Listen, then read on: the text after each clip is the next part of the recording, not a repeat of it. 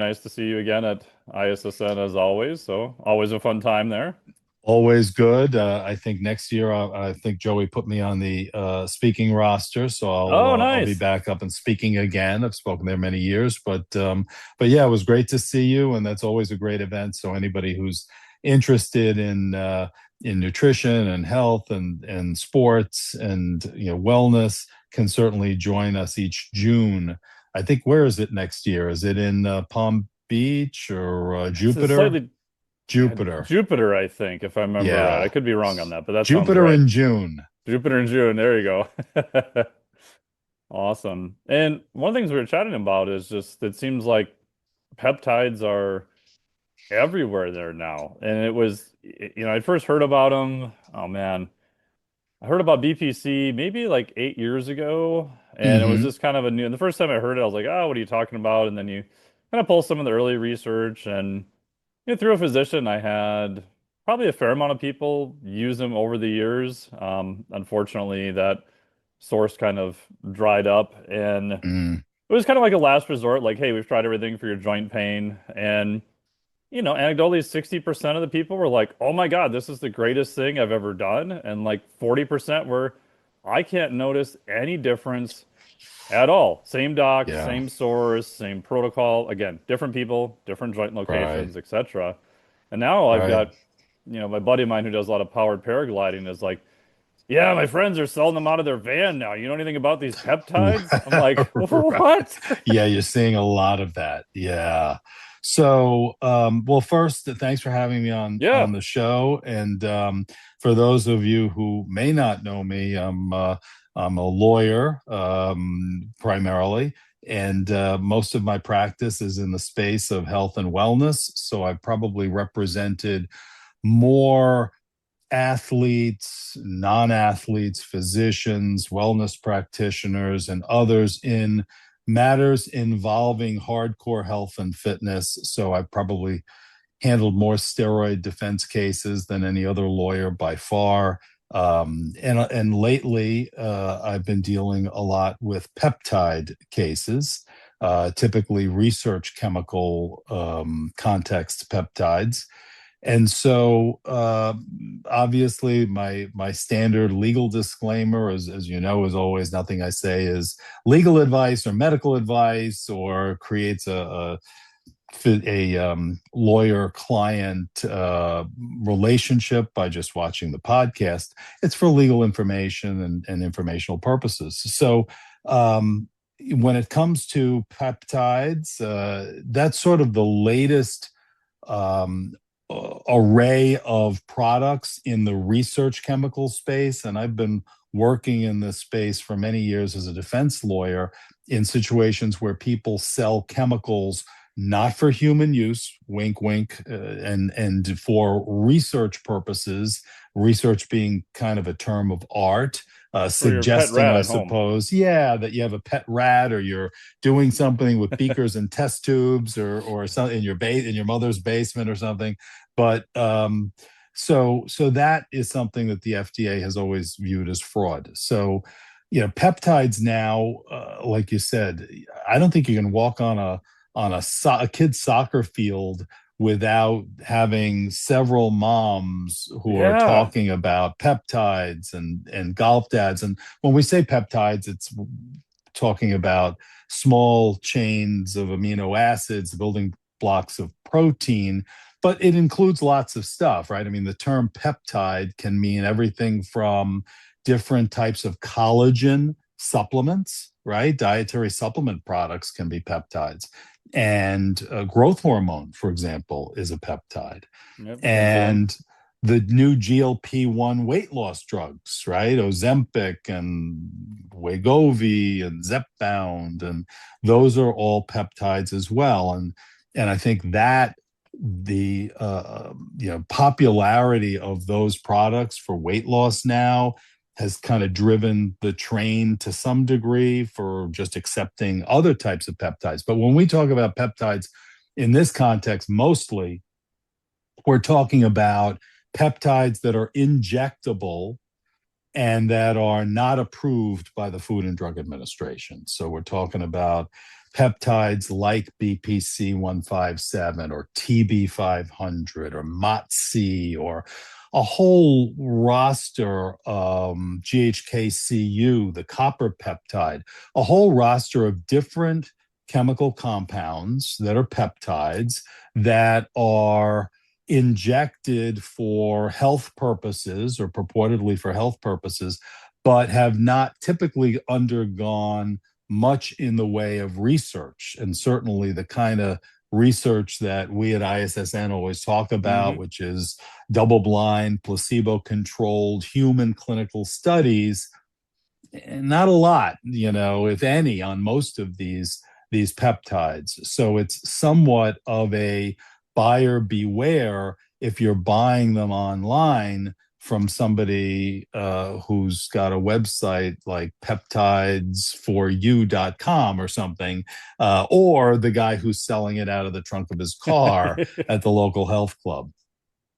Yeah, and do you think the popularity of some of the GLPs and the fact that those are mostly injection, I know there's obviously an oral compound that just came on the market, but do you think that's kind of normalized more of a rise in peptides? Because if you had even asked me a couple of years ago and said, yeah, in the future, there's going to be people by injection doing lots of crazy peptides, I would have been like, no, not by injection. Like oral, maybe to mass population, not hardcore athletes.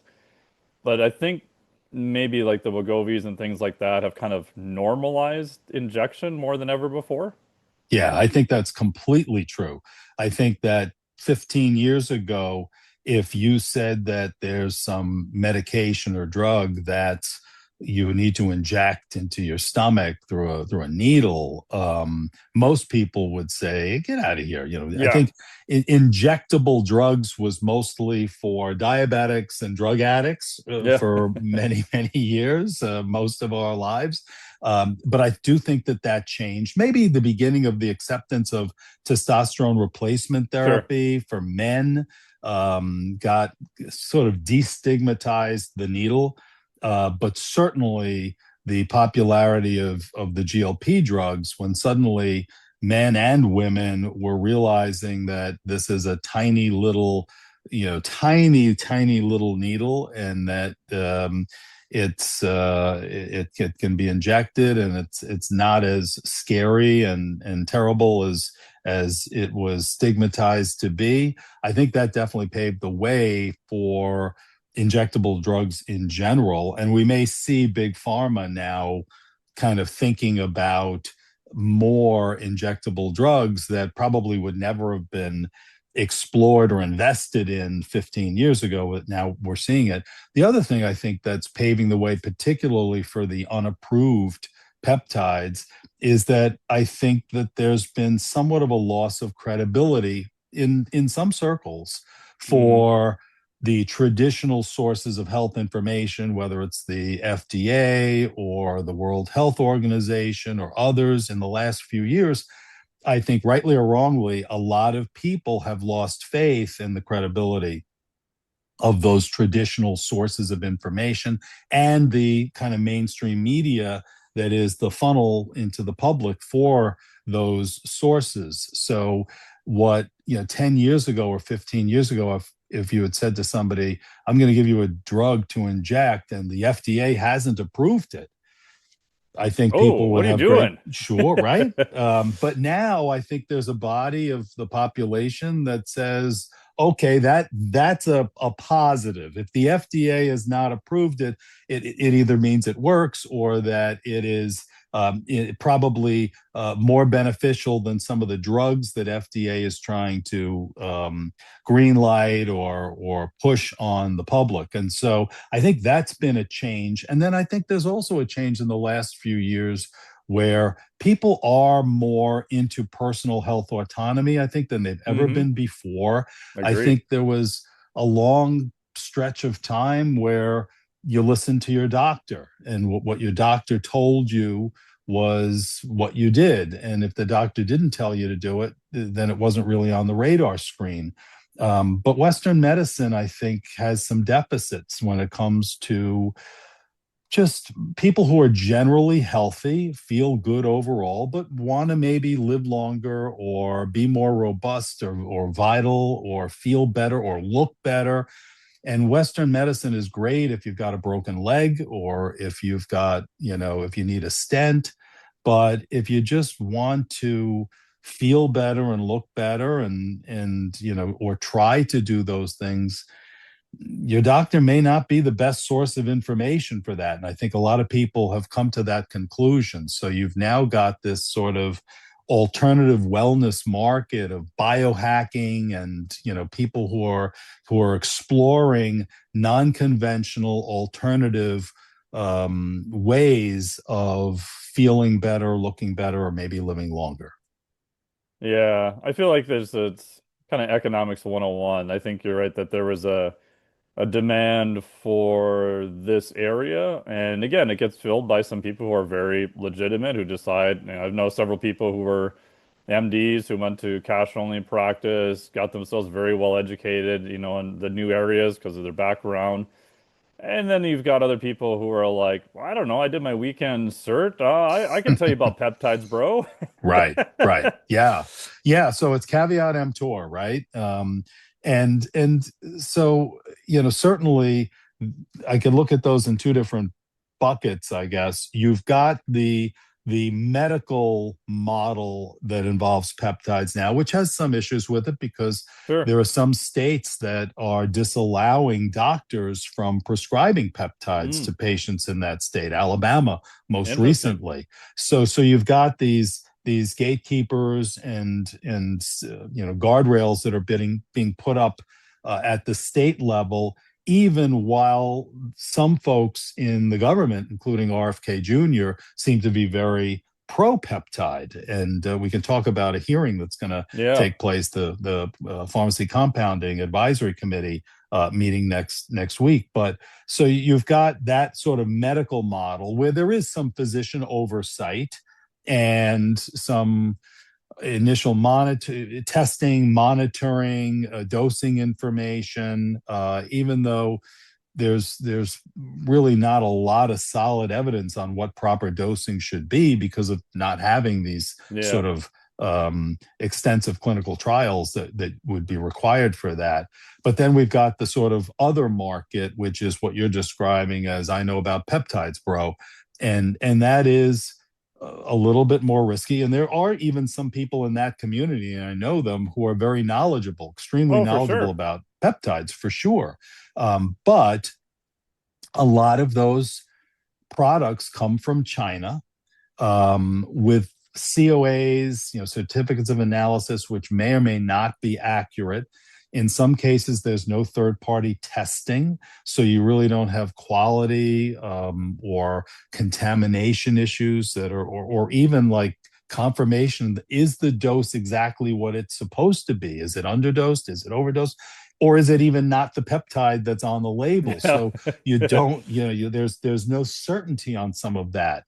Um, and so we've got this market that's exploded now, where there are millions of people who are using these, whether you want to call them gray market or straight up black market products that are without any medical oversight and sometimes without any supervision or contraindication screening or any of the stuff, with questionable dosing information that is problematic. I mean, that's not really the market that we would want to encourage. And so for that reason, I think the FDA has convened a meeting next week, which will be live on YouTube, and so you Oh, can interesting. you can sign on and watch it. They just extended the hours.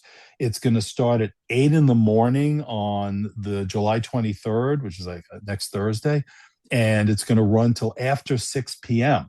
So bring your popcorn and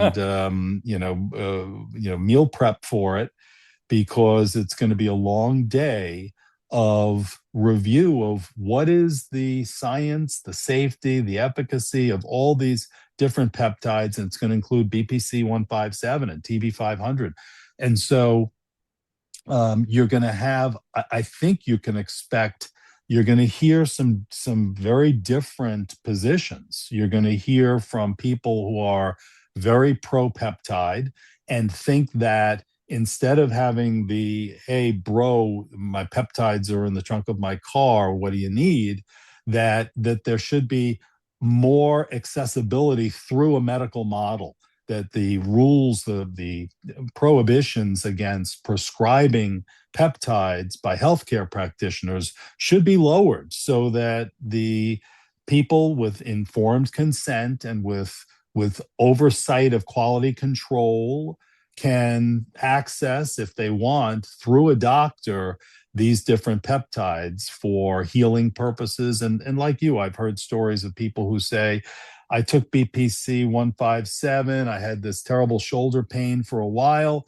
Some of them say, yeah, it didn't really do much. But a lot of them do say, it really was amazing recovery. Now, without a placebo controlled Yeah. study, you don't really know, would it have gotten better anyway? Yep. Was this a placebo effect? So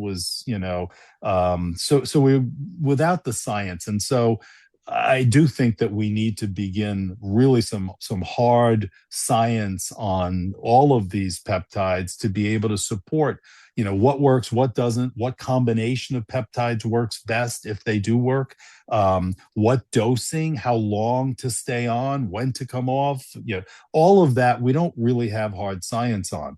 But what this hearing is to explore is whether we should sort of diminish that gray market of non-medical research use only, wink, wink, not for human use, wink, study, available market, and instead study and make available a medical model. Now, you're all going to hear, and you may have seen, the FDA rank and file scientists are not on board No, they didn't with. seem too happy about it. No, no, and they actually, you can access online, and anybody who wants to kind of know more deeply what's going on can follow me on social media on my Instagram page at Rick Collins ESQ, Rick Collins ESQ on Instagram.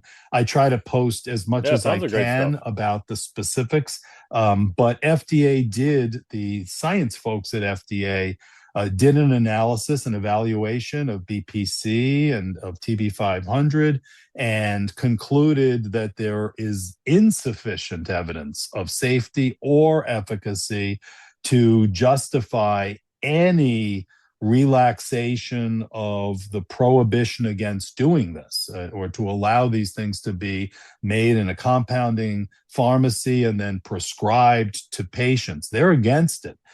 So you're probably going to hear that perspective as well as the very pro-peptide perspective in this meeting next week. Yeah, it'll be super interesting. And again, I kind of, on one hand, understand the FDA's approach that if you go by the current data, even on BPC, which in terms of non-FDA approved peptides probably has more data than a lot of the other ones. Um, Mhm. it's basically from one lab in Croatia, if I remember right. It's kind Mhm. of from one group. It's mostly older data. It's animal work. And some of it is kind of impressive if you look at the animal work. But like you said, at some point we need actual human subjects trials, randomized, placebo-controlled, all those good things. Or even with preclinical work, you want to see it from multiple labs running a similar setup. Did they find similar results? And yeah, and right now we just don't have a lot of that, which also begs the question, who's going to do that research? Like, who's going to fund it? How are you going to get it done? How are you going to accumulate that data? Because then in one scenario, I'm kind of, as much as I would be against it from more of a libertarian point of view, the FDA is saying, okay, we're going to wait on these things, but in the next 1 or 2 years, we're going to spend a boat ton of money. We're going to try to figure out, are these things efficacious? What are the human subjects trials? And actually try to get an answer. But historically, that doesn't seem to happen. It's like, well, we'll push it under the rug. Someone will do the research and we'll Right, just kind of kick right. the can down the road. Yeah, and so the longer the can gets kicked down the road for a legitimate pathway Yep. for a medical model for people, the bigger the black market is It's going going to be to grow, huge. right? And Yeah. so, like you said before, economics 101, if there's demand, there's going to be supply. So if there's no legitimate supply, then there's going to be an alternative supply. And I am not sure that there's any way of getting the toothpaste back into the tube at No, this I don't think point. so. There are people all over America who love their peptides, and they're going to use them, and they're if they can't get them from a doctor, they're going to get them from an alternative source, and look, you said libertarian, and I'm certainly there's a lot of my ideology is that people should be free to do what they want with their own bodies, Yeah, right? My I would body, my agree. choice should expand to a lot of healthcare issues. And as long as there's no false claims or Yeah. misrepresentations, so obviously if somebody's marketing a product saying this is going to cure your cancer, that's that sort of fraud is something that we need to not allow, obviously. But if people are properly informed and they're mature adults, and the products are what they purport to be and are free of contaminants, and you've minimized those sorts of harms, I think people should be able to make their own health decisions and choices, even if they're not the best health choices, right? We Sure. allow people to We allow eat in smoking. fast food We restaurants allow until they alcohol. eat their way into type 2 Yeah. diabetes, or give themselves lung cancer with smoking, or I've done some skydiving with Yes. somewhat mixed results, but you're allowed to take these risks because there's a value socially, societally, in personal autonomy to make your own choices and to assess for yourself what is your risk tolerance in something. And so I do think that it's naive and maybe even cowardly to continue to kick the can because you don't want to take responsibility for creating some sort of pathway for a legitimate medical model, while you watch a more dangerous market of untested, potentially contaminated products to proliferate in a way that is is potentially more harmful. I think that harm reduction should be an important part of every health policy, right? So, we want to reduce the dangers and to continue to deny a legitimate pathway when the tube is empty at this point. Yeah. It's never going back. So I think we have to come up with a way of making it as safe as possible, and obviously make the access limited to mature adults and pure, properly dosed and uncontaminated products. Do you think like a middle ground could be like a Deshay law for peptides, where exactly what you were saying is, okay, we're not allowing you per se to make any claims. However,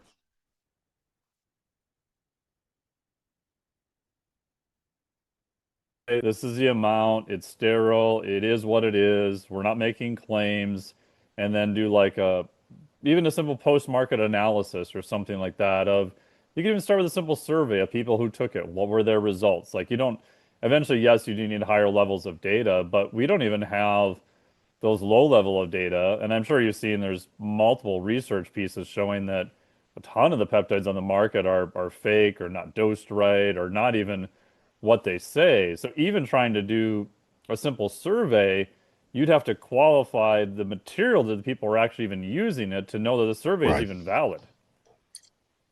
Yeah, I think you're right on the money with the suggestion of some sort of a middle ground, some new category that Yeah. is neither a supplement nor a drug, but is sort of an experimental peptide category that would have certain guardrails attached in terms of claims, in terms of purity, in terms of identity, all of the things that maybe even a stricter set than even what is in the Dietary Supplement Health and Education Act for supplements. Hmm. Um, but to allow that to happen, at least with supplements, required an act of Congress, right? Yep. So Yep. then the question becomes, good luck with Good that. look at all that recently, yeah. Yeah, Yeah, but yeah, it seems like to me that would be, again, no small lift in the current environment, but to me right, it seems like that would be I would be happy with that as a nice middle ground. So at least people are doing, and again, back to being educated. So part of the money would be spent on education. Okay, here's what's actually on the studies. Okay, if you are taking this, exactly. you Yep, know that this is actually the legit compound. And if you're right. injecting stuff, oh yeah, shocker, it's actually sterile now, where before we don't even know that. Right, exactly. I think that finding that middle ground, and I do think that there are those in health and human services, including including RFK Jr. himself, who I think want to do something along those lines, Hmm. but the mechanics of getting that Oh, done so hard. is going to be a very complicated lift in a somewhat somewhat dysfunctional government. Yeah, yeah. Because again, it just seems like it's gonna continue. You're gonna be having the FDA back to playing whack-a-mole on trying to shut down some, places. And we've had even, bigger people just say, I'm out. Like they retired, they closed their doors. I know the FDA has done a raid on was it Amino Asylum and other places. So they have gone Yes, after some of they the do. Yes. peptides. And I've represented a number of them, probably most of them, in some capacity when they do get raided or in trouble or get a warning letter or have somebody asking about it. But there's just so many of these research use only vendors Yeah, another one just online. pops up somewhere else. Yeah, it's like it's a whack-a-mole. There's Yeah. just too many. It's like if everybody, if there's hundreds and hundreds of cars on the highway doing 75 in a 55, yeah, they're all breaking the law, but how many are actually going to get stopped and ticketed? Probably statistically, a Hmm. small number. And FDA, I think, is under-resourced in this Yeah, they're way area. understaffed now too. Absolutely. And I think, look, it's probably the only reason it's a priority is really, I think, because it's a problem for big pharma, especially with the GLPs. So Hmm. if you're selling the some knockoff of tirzepatide or retatrutide, Retatrutide, which which is, not even technically for out. those.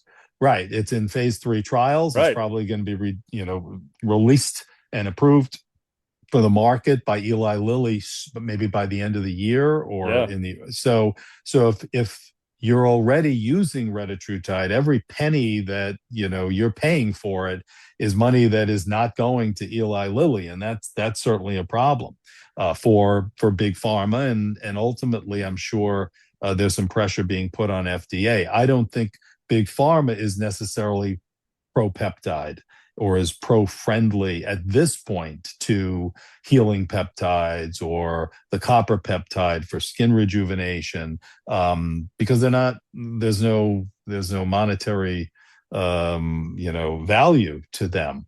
But if at some point that changed and there was a pathway for big pharma to be involved in this, then you might see a very different approach. Yeah. And I think you're even saying like it seems like there's more emphasis on going after peptide companies than even steroids now compared to what there was in the past. Like I don't hear much in the mass media about really much of any enforcement per se. But again, I don't Right. follow it No, super close. you're nailing it, because for many many years of my practice, and I was a prosecutor originally, and I went into Hmm. private criminal practice, And in the very beginning, I did bread and butter criminal defense cases, street drug sales and robberies and burglaries. But I migrated a little bit in the late '90s into the space of the steroid trafficking world because I was a competitive bodybuilder myself at one time, and gym manager, health club instructor, ran a personal training business for a while. So for me, I had a foot in the community, and I understood a lot of the real world aspects of it. But I also had the training and background as a trial lawyer, so I was uniquely able to get involved in anabolic steroid cases. I wrote a book called Legal Muscle Hmm. back in 2002 on steroids in American law and culture and politics and medicine and sports and every aspect of it. And so for most of my career, I was primarily defending anabolic steroid cases, growth hormone, other ancillary related bodybuilding drugs. But over the last year or two, I've seen a shift where I would say that my peptide cases and research use only cases and physicians who are in some way jammed up because of peptides um, is probably eight 8 to 2 or 80% of maybe Oh, even wow. 90% of my practice now. I had a guy recently, it's funny you say it, a guy recently told me, hey, I got this letter. It's a seizure letter that the government found these steroids coming to me and they seized them. And that I've seen that happen over the years, usually small amounts. They'll send a seizure notice and, hey, if you want your steroids, let us know. Otherwise, we're taking them and you're not going to get them. And you're probably going to be put on a watch list if you keep ordering steroids. But this was a kilo of testosterone powder coming from China, Whoa. which is which certainly is a large That's no quantity. small It's amount. it's not a small amount, and it's probably the largest amount that I've seen where they just basically said, "All right, we're going to keep it, and you're not going to get it."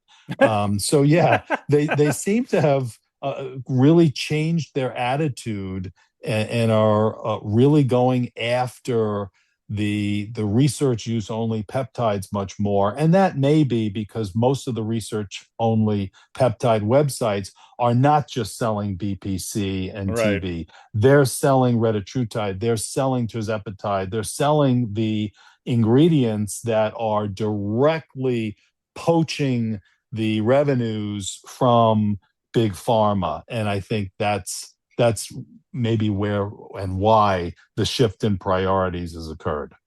Yeah.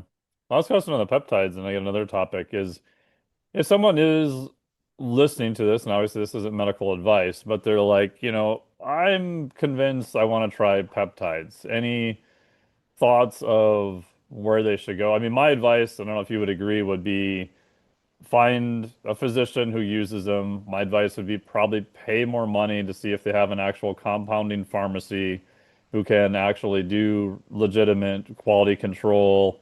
Yes, you are going to pay a lot more money, but for something that's injectable, I would definitely do my due diligence and make sure what I'm getting is actually the thing versus some guy selling them out of the trunk of their car.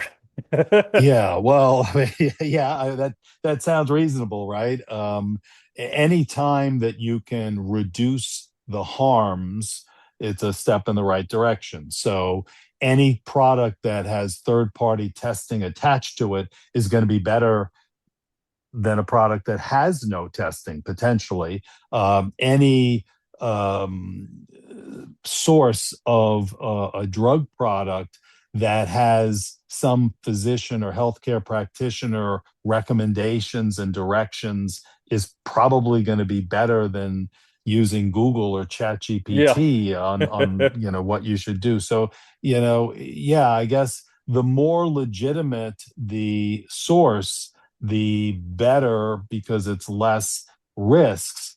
But I do think that the legitimate sources are still hamstrung Yes. because of the prohibitions on we haven't yet had the real compounding green light, which is what's going to be discussed next Thursday.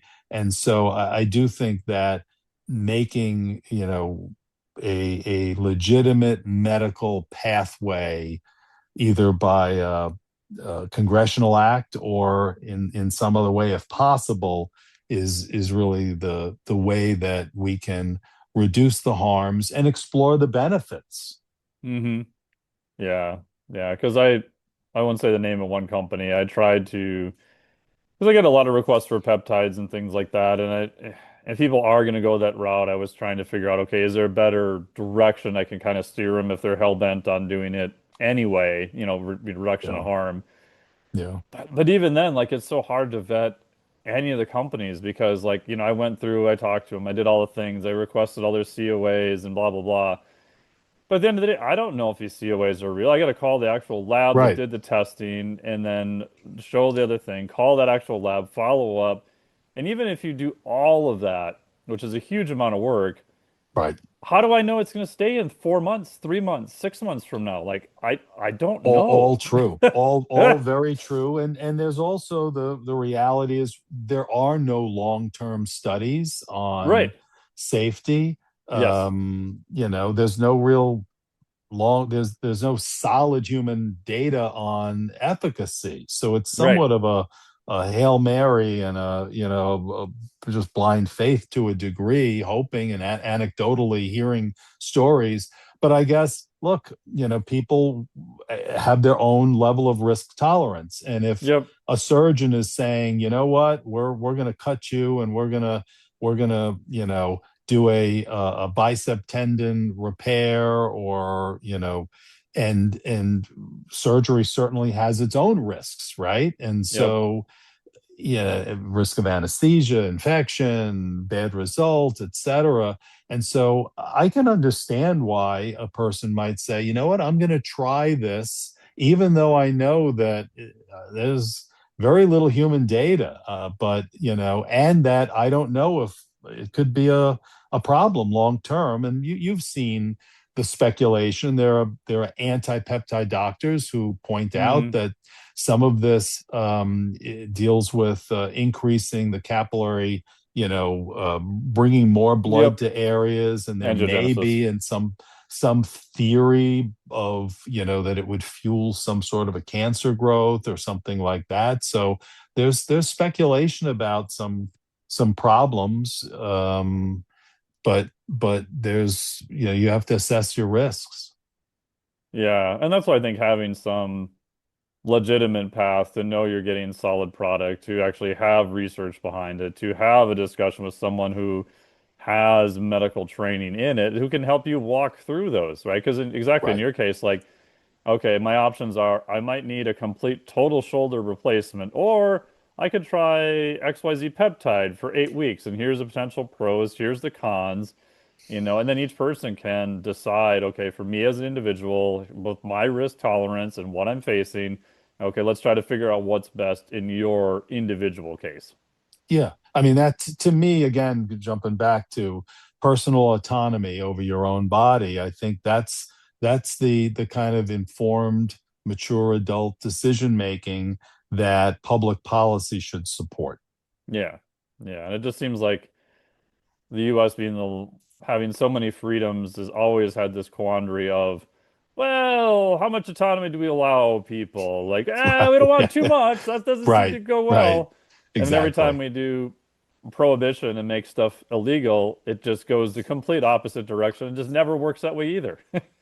No, no, and the Steroid Control Act in Yeah. 1990 is a great example of that, right? It Yep. was Congress's way to try to crack down on the use of anabolic steroids in sports, and in teens and all this other stuff. And what it did was it just suppressed the legitimate market in the same way that prohibition of alcohol did in Yeah. 1920. You suppress the legitimate market, and what happens? The black market balloons in alcohol. It was Al Capone and Yeah, the bathtub gin, mob. and people were dying, and organized crime moves in. And with steroids, it was the growth of underground labs and all this other stuff, which reduced potentially the quality and safety and increase the risk. So the Steroid Control Act, I've always said, it backfired because it offered less control over the market than existed before. Yeah. I mean, the same thing happened with psychedelics. I mean, how many years of research did we suppress? And now, it's still early data, but there's some Right, pretty interesting early data showing things like psilocybin are massively beneficial for right, depression and other things. And now right. tons of labs are doing like very legitimate research on it that, in my opinion, could have been done many, many decades Yeah. before. Yeah, it's the process of destigmatizing something that's been stigmatized takes decades. Yeah, long time. Yeah. So recently, Pete Hegseth said that the military now is going to be, I think, and I only saw a short news clip, so I don't know the details, is that if you are age 30 or older, they're going to run a test for testosterone, and it sounds like TRT may be an option. Did I get that correct? That's certainly a huge change and a development. Look, I've been, involved in the wellness and anti-aging community for many years, and I think that testosterone replacement therapy can, in appropriate patients, can be game changing. It's a Sure. wonderful thing for men who need it, and so having your testosterone levels screened as you age is, I don't see any problem with having that as part of an annual physical. We screen for your cholesterol, we screen for your thyroid function. Why wouldn't you screen to make sure you don't have a hormonal problem with testosterone? To me, it's the opposition to it is kind of uninformed. Um, 30, I think the reason that 30 was used as the age cutoff is that there's long been a understanding based on some studies that the age of 30 is when there's a beginning of a gradual diminishment of testosterone levels in men. And the standard thinking is that it's about 1% a year after the age of 30. Hmm. So 1% down at 31, another percent down at 32. And that's using averages. That's the sort of the common understanding of it. So that's, I think, why 30 was used. And so if a person has low levels of testosterone, well, one of the remedies for that would be to use supplemental, replacement testosterone for that. But I've seen like a lot of backlash. A lot of it I think is just partisan politics backlash, so Sure. that we're living in an age where if the other team is for something, well, you need to be against it, and it doesn't Yeah, really matter. And this is unfortunately true on all sides of our political yeah. Definitely. debate today, and that's certainly a problem. I've also seen, well, this is gender affirming care for men. Well, no, this has nothing to do with gender affirming care. And I've also seen, somehow it's a HIPAA violation, and I guess people don't understand what Yeah, that what doesn't make HIPAA sense. is. Yeah. So this is in the same way that women may need estrogen as they age, or if you have other a thyroid deficiency and you need levothyroxine, or this is a remedy for a medical issue. Is not affirming anything other than treating something. I've also seen, well, we're going to be forcing men to take testosterone. Well, that's not at all what this is. What the plan, as I've seen it, is that after the age of 30, a screening will occur for testosterone. And if you are low in testosterone, well, then you'll have an option to either go on a testosterone replacement drug or to try to investigate why your levels are low. And maybe there's some pituitary issue or whatever, or you could just not do it. So there's no, this isn't any sort of a forced or coercive thing. The I think it's a good step in the right direction to destigmatize testosterone. I think that's great. And to recognize that testosterone deficiency in men does exist. I think that's great. The problem with this, and this is the downside, is that from a practical perspective, this is probably a tempest in a teapot. I don't think Oh it yeah. has really any major real world ramifications. And the reason is that the threshold for the diagnosis of low testosterone that would make you in any way even possibly eligible for this replacement is so low, it is so restrictive that few, if any, men in their 30s will probably qualify. Um, and men in their 40s and 50s, most of them won't qualify. Their testosterone level won't be low enough to trigger this replacement therapy. Yeah. They're probably just And using the hypogonadal cutoff on the bottom end, I correct? think it's like 264 or Yeah. something Yeah. like It's like that, below which is 300. Yeah. yeah. So if you're dealing with such a low threshold, very few people will qualify for it. Unless you modify the diagnostic criteria and increase that threshold, maybe with symptoms. Obviously, if there's no symptoms, well, then it's okay. Maybe you don't need to Yeah. be on testosterone. Um, but if you're at 300 or 350 and you're symptomatic, there probably should be more flexibility to Hmm. make you eligible rather than that hard cutoff. And so my understanding is that that hard cutoff, if it remains in place, is really going to make this probably much ado about nothing in a way. But but I do like that it's a step in the right direction of destigmatizing the hormone itself. Yeah. I mean, I'm no big fan of the current administration, but I think I would generally agree. I mean, I think it's a move, in theory, in the right direction. Like, I think military, both during service and after, should have much better medical care than what they currently receive, Sure. which is abysmal. My Yeah, and fear that's is, something that transcends either party. This has been yeah, going on for decades of, we need to do more for our veterans than we do by far. And that spills over into everything, including, homelessness and many other issues. But the one thing I think that should be said as well is that low testosterone is correlated with a whole lot of serious real problems. This oh, is for not sure. just, oh, and many people don't really know that. And they think, oh, it's just, we want to make super soldiers or we want to make these, jacked up soldiers or something like that.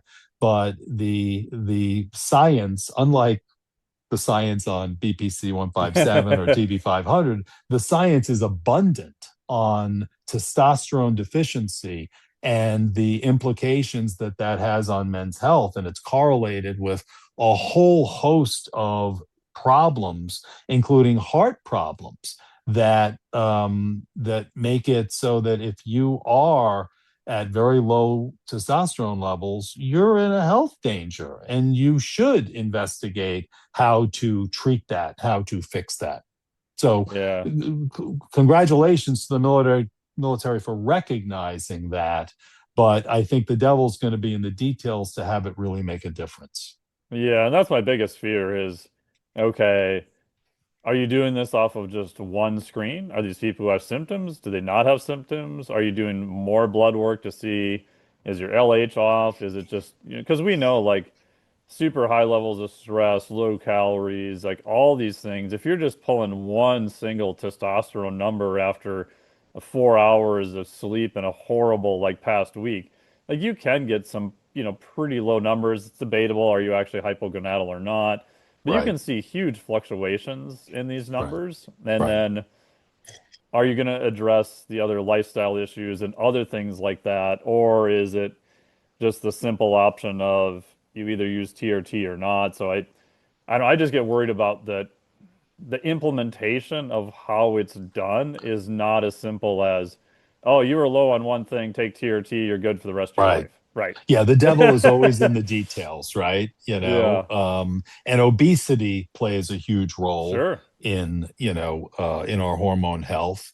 But look, our testosterone levels in men are going to decline typically as you age. That's Yep. just sort of part of the aging process. And this may be an ideological or philosophical thing to discuss, but at what point and when does somebody make the choice to not follow what Mother Nature is directing? Mother Hmm. Nature says, look, after the age of having children and raising them until self sufficiency, you're kind of a drain on the overall resources, right? You're really not doing anything positive from the nature perspective. Nature's concerned only with one thing, and that is passing the genetic material forward, pass those genes on to the next generation. It is the gene.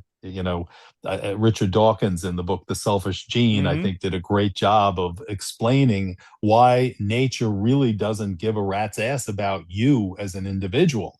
Nature cares about the payload that you carry, the genetic material you carry to pass on to your offspring and to their offspring and keep that moving. Once you've done that, you're kind of no longer needed. And so your teeth fall out, your hair falls out, you gain weight, all of the things that, the unpleasant aspects of advanced aging occur. And I think now we're in a mindset as a society where we're no longer okay with that, or at least many people aren't. Hmm. Yeah, nature wants me to get old and die and climb, without complaint into the coffin. But that's not necessarily what I think is best for me, is sort of the attitude, right? And so if I can take biohacking methods to extend my own health span and lifespan, I don't care what nature says. And so I think that the arguments of, well, it's not natural, it's not what nature intended. I think a lot of people now say that's exactly why it's a good thing, because nature is not at all interested in me personally. Yeah. And I think a lot of it comes down to, like you said, as much as we can have discussions about the physiology and the numbers and everything where you're at, I think the part that is not discussed enough is the philosophy. Like, what is your philosophy upon life? Like, where do you draw certain lines? Are you okay with part of the aging process, but not certain aspects of it? Are you, well, I'm going to use, medical science to the highest degree to have a much better quality of life? I think those, I think, are the more interesting discussions. Like, for me personally, like, I haven't used TRT, I haven't used peptides, I haven't really had any reason to, per se, but I also have this conversation with myself of, I'm 52 in August, like 8 years from now, 20 years from now. I'm not saying I'll never do it, but just thinking about, okay, what is that sort of cost? Where is that line, right? Of how far would I go to look at other things depending upon, where I'm at. On the same thing, I've done ayahuasca in Costa Rica a few times and had frog poison stuck in my arm too. I wouldn't recommend either one of those to anybody Wow. else Okay. either in terms of combo. But Yeah. again, that's just, I think, an individual line that each person, like we're talking about personal responsibility, Right. has to decide, okay, I'm okay pushing the risk in kind of this direction for whatever reason. Over here, yeah, it might be a little bit more conservative. And I think that's going to Right. be different across different people. And people should have the option of having those discussions with their physician. Here's the pros, here's the cons, here's what may happen, here's what the research says. And at the end of the day, each person can then make their own intelligent decision of what they want to do. Yeah, well, I think that would depend on having physicians that are more holistically For sure. knowledgeable than maybe what Western medicine really trains them on Yeah, today. because they're not really trained in that approach. They're No, just not, and no, it's not their fault. It's they spent all this no. time in medical school to get a training in a completely different viewpoint. Right, to learn how to prescribe drugs, Yeah. and do surgeries, and maybe the pharma focus of medicine. I mean, it's called medicine, right? I mean, the Hmm. doctors practice medicine. It's prescribing drugs. Maybe there needs to be a broader perspective on healthcare so that maybe, doctors become more knowledgeable in nutrition and more knowledgeable in some of these other alternative approaches that are not strictly orthodox Western medicine, drug-based models, and I think we'd benefit from that. And I think, you know that would be a good thing, because right now I think there is kind of a schism where you've got Western Orthodox medicine, taking one side on peptides, taking an anti-testosterone perspective by historically. Hmm.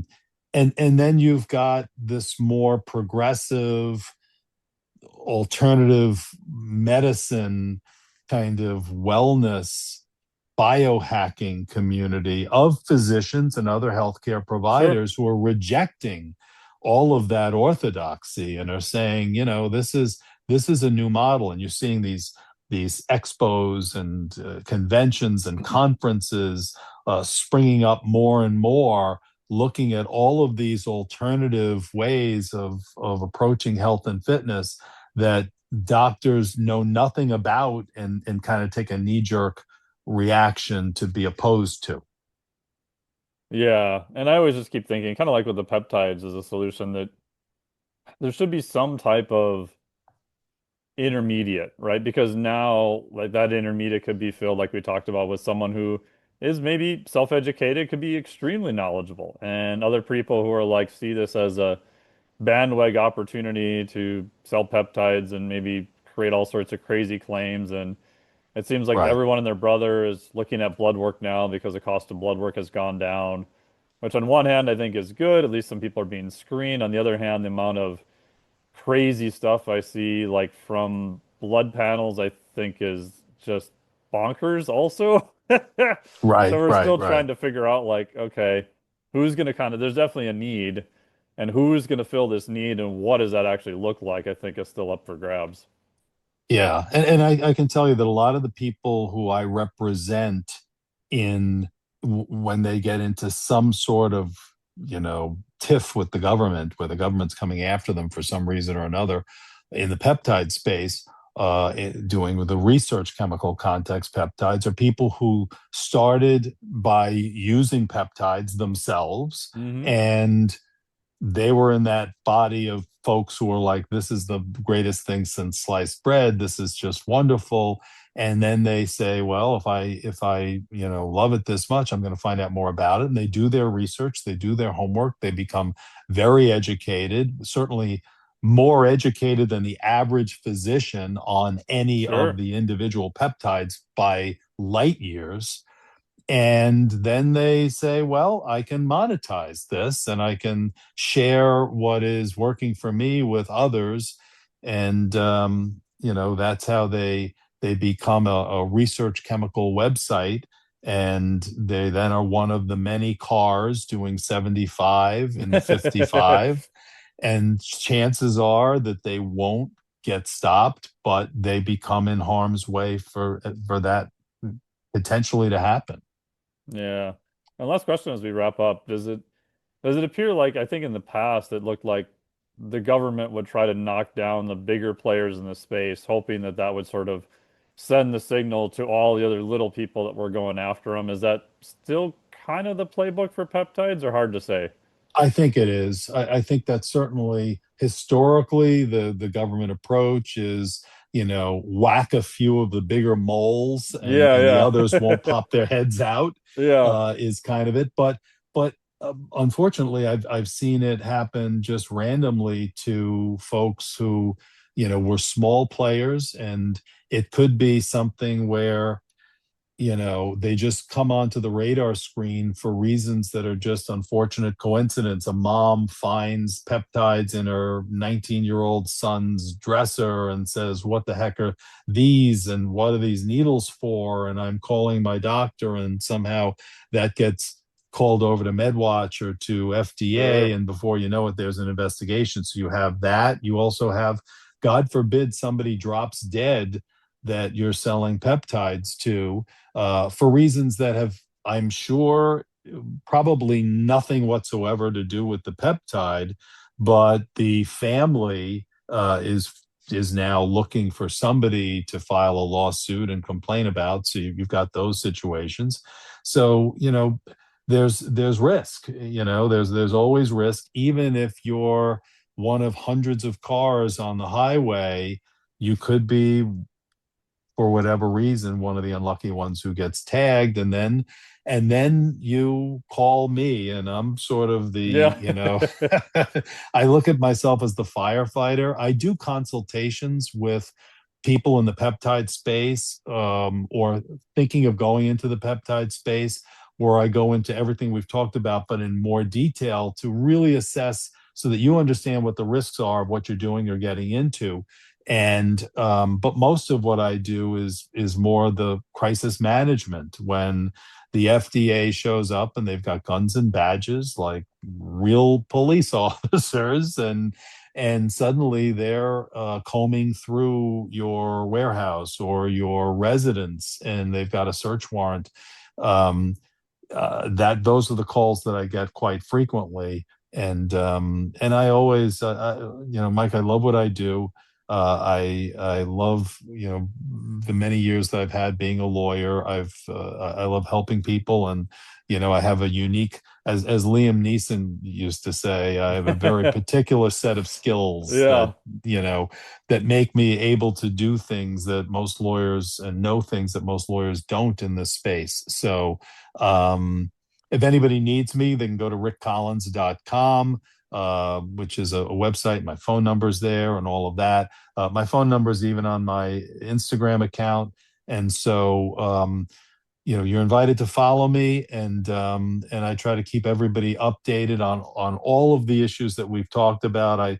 I throw up, some of my training videos from time to time on there, Yeah. um, and um, and other stuff. So, I love my followers and my friends on my social media accounts, and I appreciate you giving me this opportunity. And just, I guess I'll finish with just a reminder that if you go to FDA's website, you will be able to watch. If you're interested in this peptide issue, then you really do want to make the time next Thursday. It's both Thursday and Friday, but the ones that we've really talked about mostly are Thursday. And you're going to want to log in. They're going to post the link like 2 days before. So I would start Mm. looking on Tuesday for that. And then, I'll be posting about it on my social media as well, and maybe condensing it down for those who don't have time to watch it and are looking for the highlights. Can just make sure you follow me. Yeah, that's great. I mean, I'd highly recommend if anyone has any questions or looking into peptides or has any issues, like definitely contact you. And for other people who are just interested in the space, like your Instagram's got a ton of good knowledge. They could just follow that Thank and you. be pretty well updated on, what's going on in the industry too, which makes their lives a lot easier. So Great. yeah, that's awesome. Thank you so much for sharing everything. It was always great to Thank talk you. to you again. And well, really appreciate it. That was great. Thank you. Hope to see you soon, man. Yeah, thank you. All right. Bye bye.